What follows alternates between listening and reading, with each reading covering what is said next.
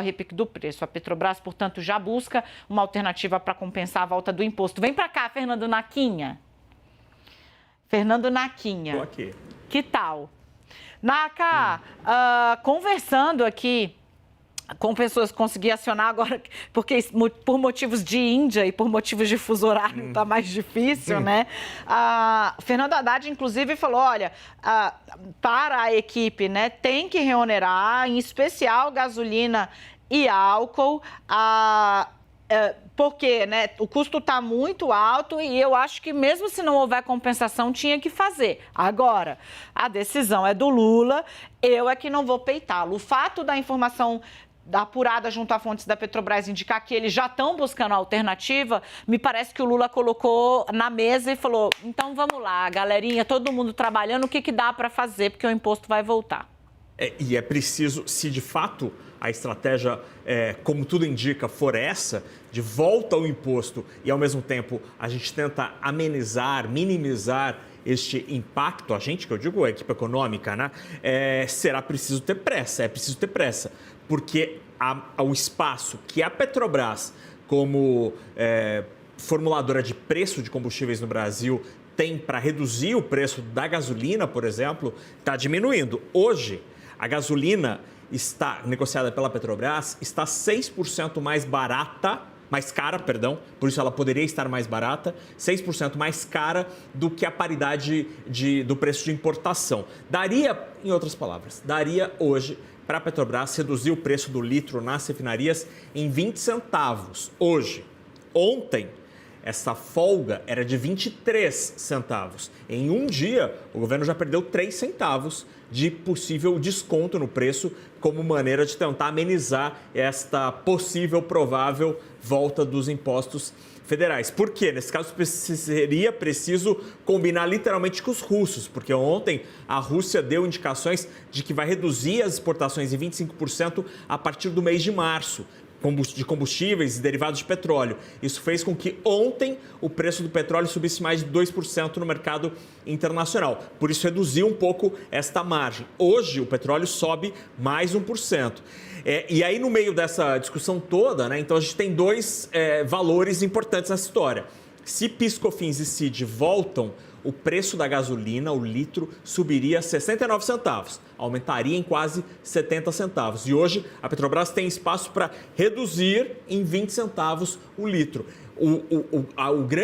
A discussão, o esforço é tentar aproximar esses dois valores. Enquanto isso, Dani, a Gleisi Hoffmann, presidente do PT, tuitou disso que eu ia agora falar há pouco. Agora com você. Então ela tuitou agora há pouco, dizendo que antes de falar em reformar tributos sobre os combustíveis, é preciso definir uma nova política de preços para a Petrobras. Isso, segundo Gleisi Hoffmann, será possível a partir de abril, quando o Conselho de Administração da Petrobras for renovado com pessoas comprometidas com a reconstrução da empresa e do seu papel para o país, palavras de Gleisi Hoffmann. Portanto, o Gleisi indicando que não quer esta alteração dos tributos agora. É uma briga política e que tem, obviamente, implicações econômicas das mais variadas. Se volta o imposto, melhora as contas públicas, mas se volta o imposto, também aumenta a inflação. Sérgio Vale está vindo aqui, pode segurar aí, porque olha só, gente, olha o tom da Gleisi, olha. Antes de falar em retomar tributos sobre combustível, é preciso definir uma nova política de preço para a Petrobras. Isso será possível a partir de abril, quando o novo Conselho de Administração for formado, pessoas indicadas pelo Lula. Vamos para a parte 2.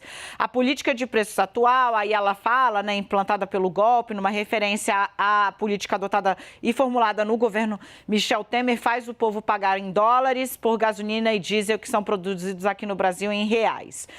Nosso desafio é equilibrar uma política de preço mais justa com a geração de caixa necessária para retomar e impulsionar os investimentos da Petrobras. Impostos não são e nunca foram os responsáveis pela explosão de preços da gasolina que assistimos. Não somos contra taxar combustível, mas fazer isso agora é penalizar o consumidor, gerar mais inflação e descumprir compromisso de campanha. Isso tem um alvo, é o Fernando Haddad.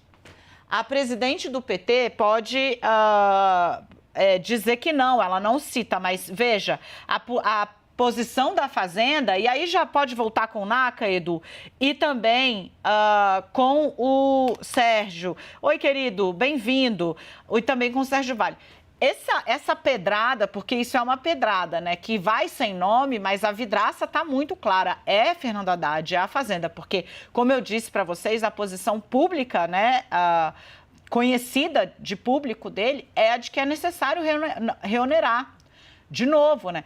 E Lula buscando outras formas. É claro que Lula está vendo esse ambiente de embate e ele acontece no momento em que a presidente do PT está muito próxima de Aloysio Mercadante. Então, tem uma especulação muito forte, inclusive interna, e a gente precisa apontar isso, né? Ninguém é cego.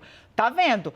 O ministro da Fazenda está sendo alvo de, eu não digo fritura, mas há uma coisa ali de aumentar a chama no fogão para ver qual é o ponto de ebulição da água, sabe? Ele está sendo alvo, nesse momento, de um teste de nervos e, claro, né, também dessas críticas públicas a uma posição, e a posição dele é a mais difícil, porque ele está entre dois agentes poderosos que não se entendem. O mercado, que ele precisa conquistar confiança para viver menos solavancado, e a presidente do PT, que tem ali do lado um economista com ideias diferentes da que ele está querendo implementar. O árbitro disso é Luiz Inácio Lula da Silva. Agora, ele precisa saber, o presidente certamente sabe, porque se eu sei, ele sabe, qual seria o custo, inclusive, dentro da arbitragem desse conflito interno, de impor de novo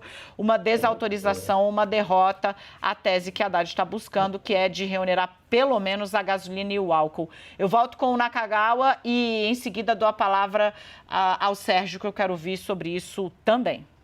De fato, está tendo uma disputa, um fogo amigo aí, totalmente da política, mas é preciso traçar uma linha, porque essa discussão numa democracia é absolutamente saudável, né? Discutir políticas públicas e decisões do Estado. Mas há um problema prático nessa história, que é o seguinte: se a Petrobras, a partir de amanhã, começar a praticar preços desalinhados ao mercado internacional, há uma consequência. Quem importa deixará de fazer isso, porque vai começar a rasgar dinheiro literalmente, e aí não vai ter mais diesel, especialmente no Brasil. O Brasil depende do diesel e de uma parte da gasolina que são importados. Se o preço praticado aqui no Brasil for menor do que o preço praticado no exterior, os importadores simplesmente fecham a lojinha e vão embora. E se isso acontecer, a economia teria um baita problema, muito além das contas públicas, da inflação. É uma coisa muito mais grave, porque passa a ser do dia a dia das pessoas. Sérgio, boa tarde de novo, querido. Tudo bem, Dani, tudo bem, Naka? Naka foi no ponto, quer dizer, a gente tem uma questão de curtíssimo prazo difícil para a Petrobras, e por conta do governo pressionar enormemente para fazer esse ajuste, não tem impacto no preço final para o consumidor, mas o problema é que isso só conseguiria ser feito se você conseguisse, de alguma forma, internalizar esse custo, essa perda dentro da Petrobras. Não há solução de curto prazo nesse caso que a gente possa ver acontecer nos próximos meses. E, ao mesmo tempo, não tem muita alternativa quando a gente olha a posição do Ministério da Fazenda, a não ser de reonerar, né? A gente teve o pacote fiscal que foi anunciado em janeiro. Vocês bem lembram, o principal ponto daquele pacote fiscal mais relevante, o que mais factível para acontecer esse ano eram justamente as reonerações dos impostos federais em combustíveis. Esses 30 bilhões de reais que, se de fato acontecer a partir de março, vão ser essenciais para diminuir o déficit esperado esse ano. Então, assim, é correto o ministro da Fazenda batalhar para que tenha essa reoneração, porque não tem muita alternativa.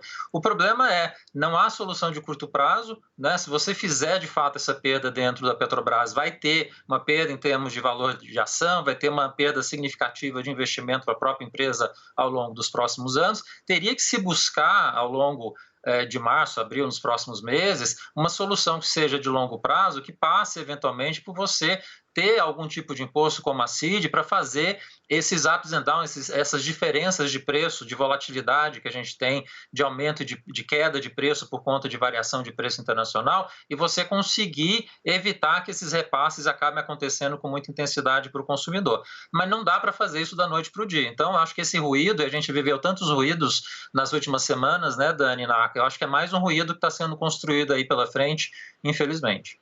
Agora, se a Petrobras lança aí a tal compensação, né, usando o espaço que ela tem, tentando diluir um pouco o impacto da reoneração, de novo, né, haveria alguma reação negativa do mercado, ou, Sérgio, isso está considerado dentro do receituário ortodoxo?